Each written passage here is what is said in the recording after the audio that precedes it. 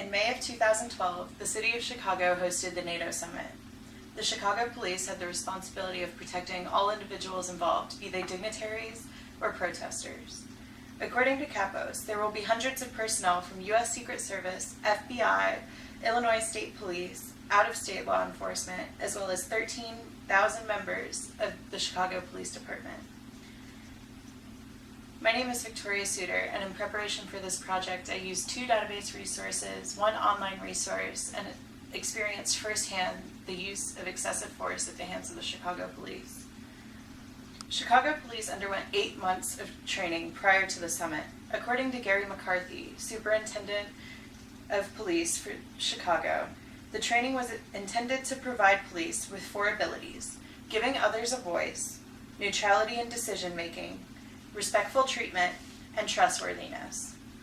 Included in McCarthy's list of various trainings the Chicago police underwent were riot control agents, less lethal munitions, shield and baton trainings, mass arrests, use of force, and long-range acoustic devices, also called LRAD. These preparations do not seem protective, but rather aggressive, in my opinion. While the Chicago police carried out heavy-handed violence on the streets, they deemed the actions as effective and now refer to them as a part of the Chicago model. As an anti-war activist, I felt called to go and participate in the demonstrations in opposition to NATO. I arrived in Chicago on May 12th of 2012.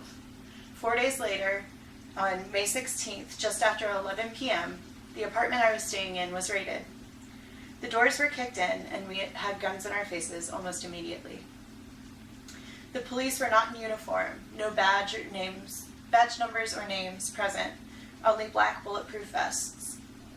We were verbally abused, and initially I was searched by a male officer rather than a female officer. I was cuffed, never read any rights, and put into an unmarked car. At that point in time, I was transferred, and I had no idea where I was going. I kept frantically repeating, "Where are you taking me? Where am I going? Where are you taking me?" And the only response I was given was, "We are going to give you a tour of hell on Homan." I was taken to Homan Square, shackled one arm to a bench and in ankle shackles in solitary confinement for over 18 hours before being able to see a lawyer. I was never granted a phone call, and the fluorescent lights never went off.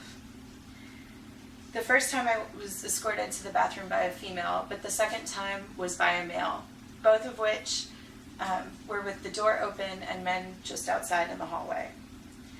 All of the officers I encountered at Homan Square were in plain clothes rather than uniforms. Also, no names or badge numbers present.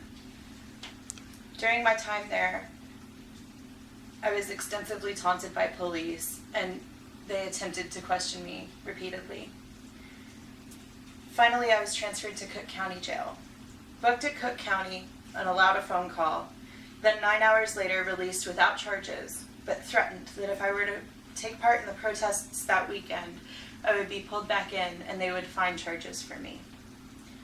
Despite the traumatic experiences of the raid in Homan Square, I went to the protests only to find more excessive force in action. Over 183 head injuries were acquired at the hands of police batons. More of my friends arrested, and city bus after city bus full of police and riot gear.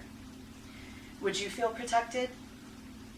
Chicago Police Department does not reserve such treatment for out-of-towners. They regularly subject impoverished Black and brown communities to such treatment. Homan Square has been open for over 40 years. People are regularly beaten and threatened there. There's even been one death of a person in custody at Homan Square. According to Chesed and Ackerman, Homan Square represented a routinization of notorious practice in local police work that violates the 5th and 6th Amendments of the Constitution.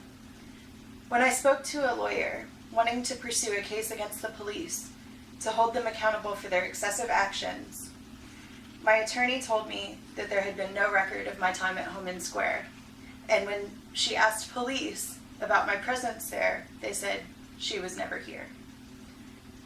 After the raid in Homan and the experiences that I encountered in Chicago, It made it impossible to hold the police who had held out those actions accountable.